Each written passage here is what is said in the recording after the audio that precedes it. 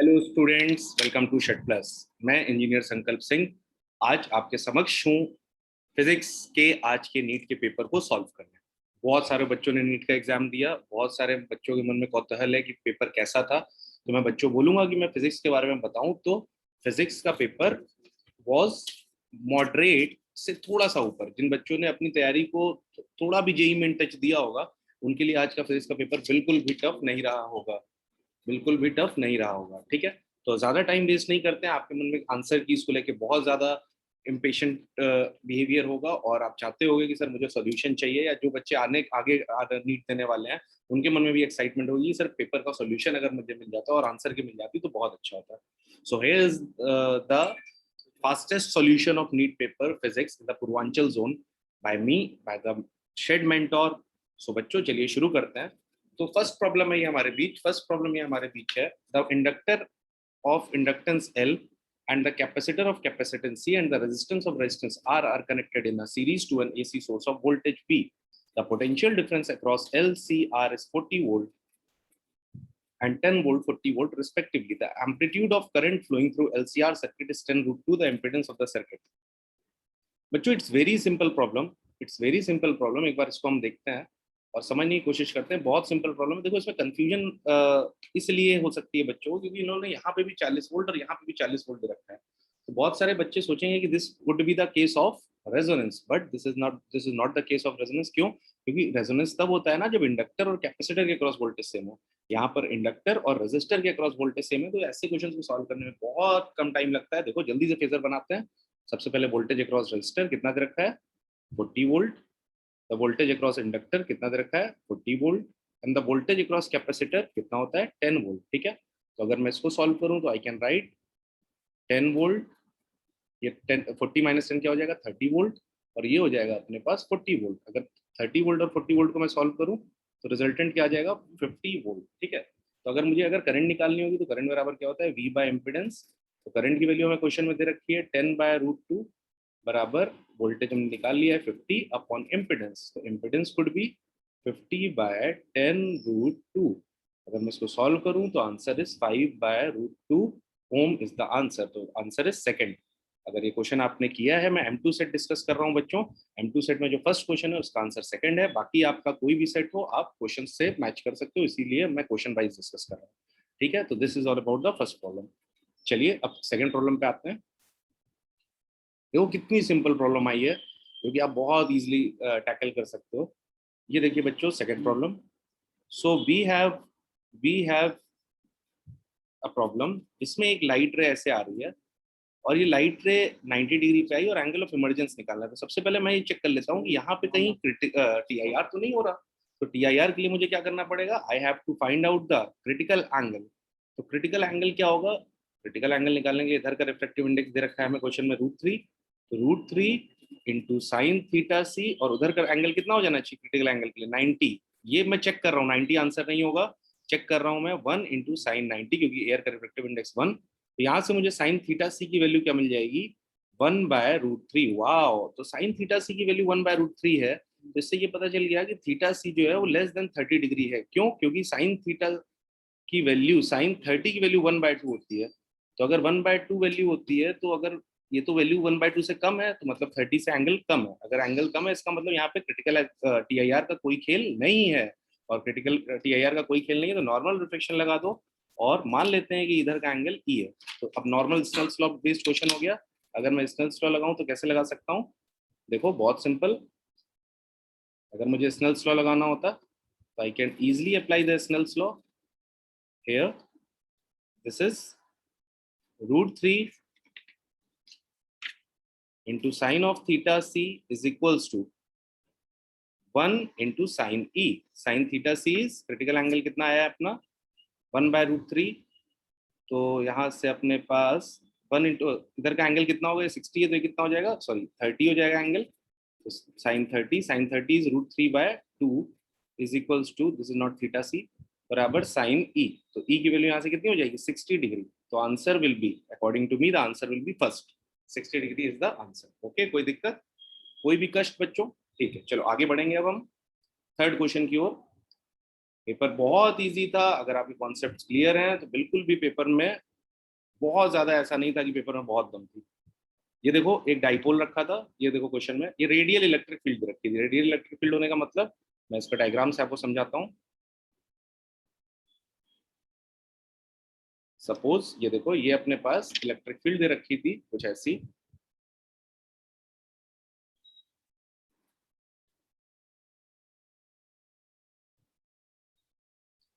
मतलब electric field non uniform थी, ठीक है। और यहाँ पे एक रखा था डाइपोल। जो डाइपोल था किधर रखा था, वो ऐसा रखा था, इधर प्लस क्यू चार्ज था और इधर माइनस क्यू चार्ज था। तो कॉमन सेंस की बात है कि इस पे फोर्स किधर लगेगा, इस वाले पे इधर लगेगा, किधर लगेगा, राइट साइड, क्योंकि पॉजिटिव चार्ज है in the direction of electric field. तो इस पे फोर्स लगा क्यू ई इधर, और इस पे लगा क्यू ई डैश लगेगा, क्योंकि इलेक्ट्रिक फील्ड तो चेंज हो गई। अब बड़ा कौन है, क्यू ई बड़ा है, क्यों, क्योंकि भाई इधर पे इलेक्ट्रिक फील्ड ज्यादा है।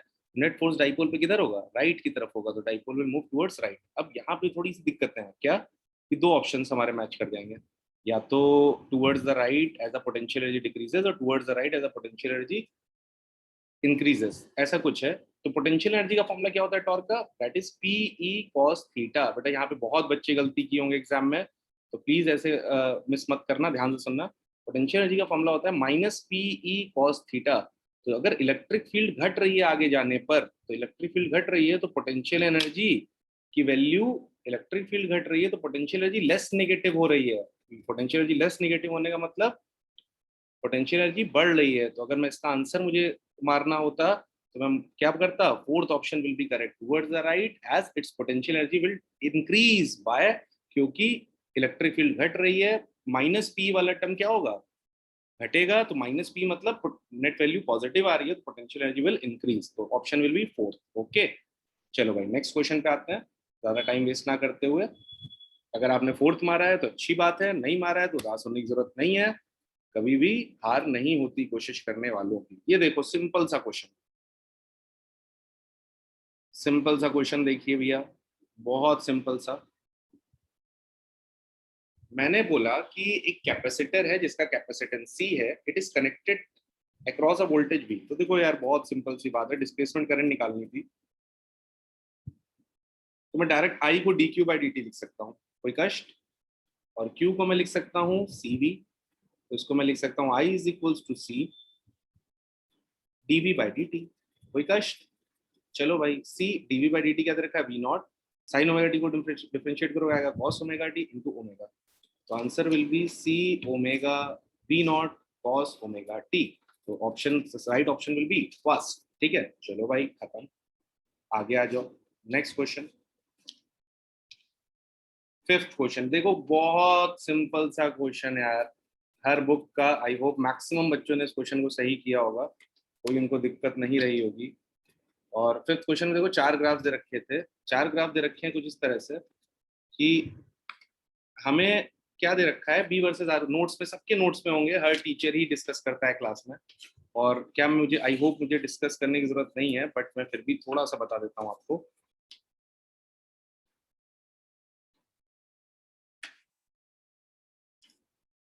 ये देखो बी वर्सेस आर ग्राफ। तो अगर मैं एक सॉलिड कंडक्टर वायर के बारे में बात कर रहा हूँ, तो हमें पता है कि अंदर जो मैग्नेटिक फील्ड होती है उसकी, वो होती है mu naught I small R by 2 pi R square, ये होती है। आई होप आपको याद होगा, अंदर इलेक्ट्रिक फील्ड ये होती है, ठीक है। और जो बाहर मैग्नेटिक फील्ड होती है वो होती है mu naught I by 2 pi R. ठीक है, हम एम्पियर सर्किट लॉ से इसको बहुत इजीली सॉल्व कर सकते हैं। अब मैं अगर बात करूं तो इसका ग्राफ जो बनेगा वो कैसा बनता है, सरफेस तक मैग्नेटिक फील्ड बढ़ती है, R is equals to R पे मैग्नेटिक फील्ड मैक्सिमम हो जाती है, और फिर मैग्नेटिक फील्ड घटने लगती है। तो आंसर विल बी सिंपल सा है, आंसर कौन सा होगा इसका, third option will be correct. ठीक है, तो अभी हमने 5 क्वेश्चन डिस्कस कर लिए हैं, हम हर एक पार्ट में 10 क्वेश्चन डिस्कस करेंगे, और जल्दी से मैं पूरा पेपर डिस्कस करके आपको बताऊंगा। ठीक है, तो ये 5 क्वेश्चन डिस्कस हो गए। अब जल्दी से मैं एक दूसरी वीडियो, दूसरा पेज खोल लेता हूँ, वेट अ मिनट।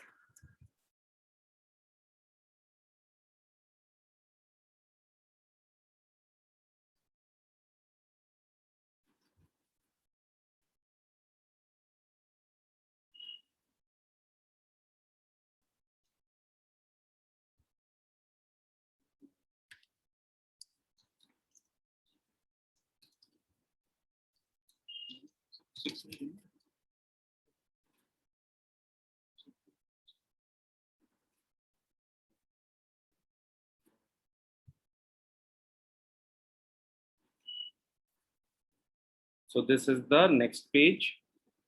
सॉरी, थोड़ा सा टाइम लगा.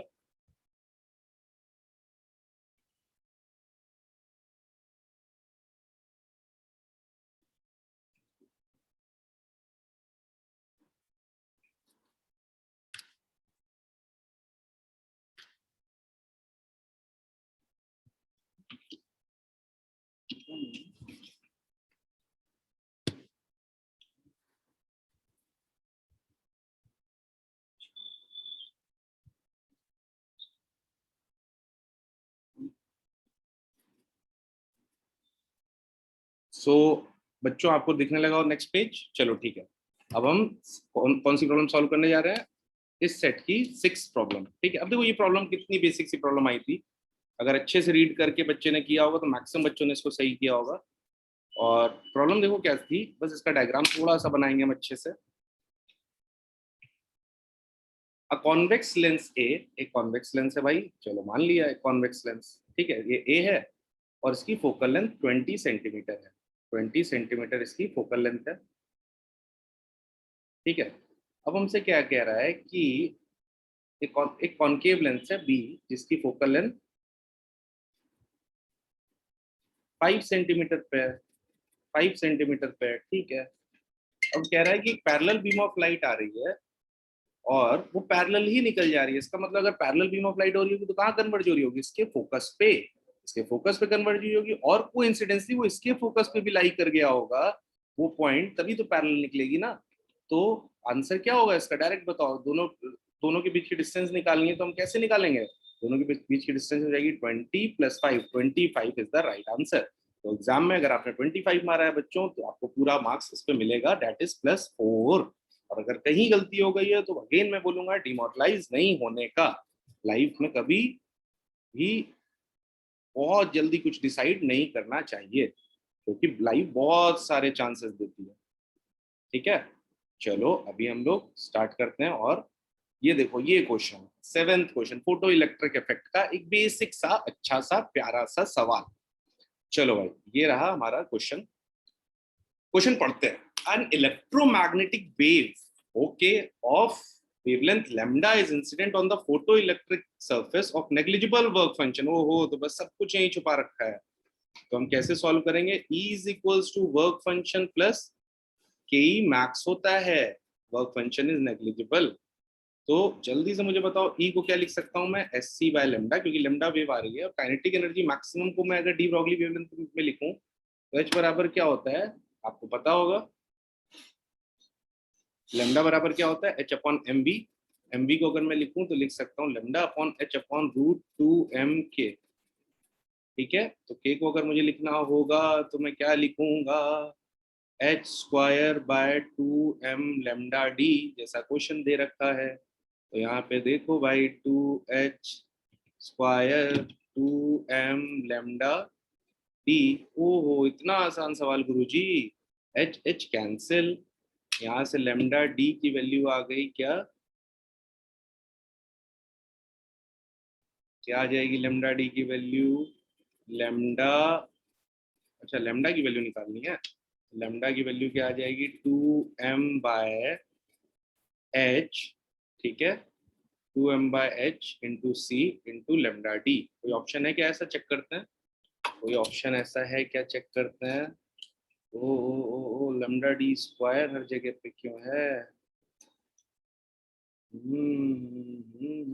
चेक करना पड़ेगा ब्रो. तो ये लैम्डा डी है, इसका स्क्वायर बिल्कुल सही स्क्वायर होगा ये. लैम्डा डी स्क्वायर का है कहीं पे 2mc/इंटू लैम्डा डी का स्क्वायर. बिल्कुल सही. Third option is correct. Third option will be correct. क्यों? क्योंकि देखो अब सिंपल सी बात है, मैंने यहाँ से काइनेटिक एनर्जी की वैल्यू निकाल ली और काइनेटिक एनर्जी की वैल्यू यहाँ पे डाल दी.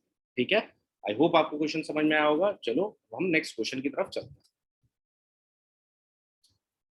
ये देखो, एक सिंपल सा क्वेश्चन आया था. सिंपल सा क्वेश्चन आया था कि भाई मैच द फॉलोइंग. अब मैच कैसे करेंगे? सिंपल सी बात है, ड्रिफ्ट वेलोसिटी निकालना है. तो ड्रिफ्ट वेलोसिटी बराबर आपको पता है v बराबर 0 + EU + AT होता है. U 0 होता है तो A की वैल्यू क्या होती है? E force upon mass into tau. Notes वाली प्रॉब्लम, नोट वाली प्रॉब्लम.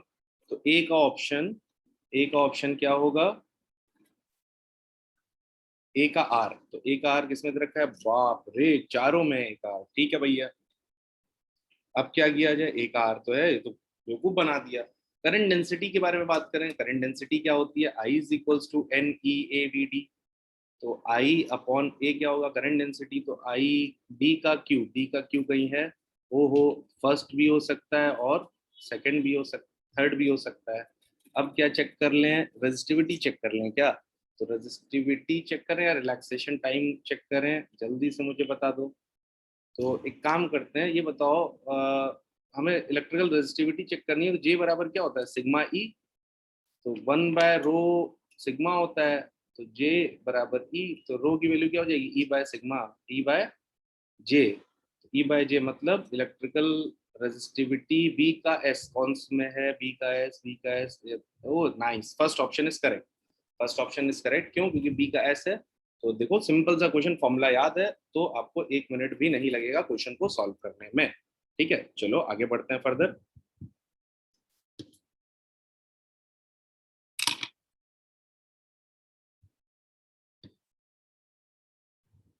ठीक है, फर्दर अब लास्ट क्वेश्चन हमारा इस पार्ट का, फिर उसके बाद हम लोग नेक्स्ट क्वेश्चन पे चलेंगे, लास्ट नहीं अभी 9th पे है। क्वेश्चन क्या है कि रेडियो एक्टिव डिके, एक रेडियो एक्टिव डिके हो रहा है, और हमको क्वेश्चन में क्या कह रहा है कि भैया डिके हो रहा है और ऐसा ऐसा कुछ हो रहा है, पार्टिकल बताओ कौन कौन सा है। चलो फिर से इसको देखते हैं, अप्रोच बनाने की कोशिश करते हैं। एक्स है, एक्स है, जेड ए, ठीक है, में से बी निकला, Z-1 हो गया, तो ये बताओ beta minus particle beta plus particle की बात करें, पहले तो ये तो समझ में आ रहा है एक हो रहा है तो बीटा माइनस है बीटा प्लस होगा। बीटा माइनस क्या होता है, ये होता है। तो अगर मैं x में से z में से एक बीटा माइनस पार्टिकल निकाल दूं, तो Z-1 क्या हो जाएगा, Z+1। तो भैया ये तो पक्का हो गया कि बीटा माइनस पार्टिकल नहीं निकल रहा है, लेकिन अगर बीटा प्लस निकलता तो सही होता। तो पहला ऑप्शन क्या है, ये कौन सा पार्टिकल निकला है यहाँ से, बीटा प्लस पार्टिकल, ठीक है। बीटा प्लस पार्टिकल के बाद अब 2 का एटॉमिक नंबर में चेंज आया, मतलब 2He4, क्या निकला होगा, अल्फा पार्टिकल। फिर उसके बाद जो भी है सही है, ये निकला होगा, तो ऑप्शन विल बी, फिर दो एक का चेंज हुआ है, मतलब अब देखो यहाँ पे थोड़ा सा ट्विस्ट है, बीटा प्लस निकल गया, अल्फा निकल गया, तो एक ही ऑप्शन मैच कर रहा है, तो ये है, और this will be the answer. ठीक है, अब देखो क्वेश्चन में थोड़ा सा ट्विस्ट है भाई, Z-3 में से अगर फिर से एक निकलेगा तो Z-3 फिर प्लस हो गया है, तो मतलब कौन सा पार्टिकल निकला है, बीटा माइनस, ठीक है, तो ऑप्शन विल बी थर्ड, मेरा आंसर इसके लिए थर्ड होगा। सिंपल सा, अगर beta minus beta plus particle के बारे में आपको ज्ञान है तो बिल्कुल भी आपको घबराने की जरूरत नहीं है। ठीक है, चलो भाई 10th क्वेश्चन दिख रहा होगा आपको, the effective resistance of the parallel connection that consist of 4 wires of equal length, equal area and same material is इतना, what will be they are connected in series. देखो यार सिंपल सा सवाल है, बहुत सारे बच्चों ने प्रैक्टिस किया होगा, और मैं आशा करता हूँ कि बहुत सारे बच्चे इसको सही भी करके आए होंगे। आपसे क्वेश्चन क्या कह रहा है, सिंपल सा क्वेश्चन कह रहा है कि भाई 4 मटेरियल है, आर आर सब सेम है तो रेजिस्टेंस भी सेम होगा, आर और आर, ठीक है, उनको क्या हुआ पैरेलल में कनेक्ट कर दिया गया, उनका इफेक्टिव रेजिस्टेंस कितना आया 0.5, मतलब R/4 की वैल्यू कितनी हो जाएगी 0.25, तो R की वैल्यू कितनी हो जाएगी 1, और अगर इन चारों को मैं सीरीज में जोड़ दूं, R 1 1 1 और 1 1 1 1 1, आंसर विल बी 4। तो चलो चेक करते हैं कोई ऑप्शन है क्या fourth, oh nice, fourth option is correct. ठीक है, तो बच्चों ये हमारी पहले 10 प्रॉब्लम्स का सॉल्यूशन रहा, जल्दी से अगर आपको बाकी के सॉल्यूशंस देखने हैं तो नेक्स्ट वीडियो तुरंत देखो, टाटा बाय बाय।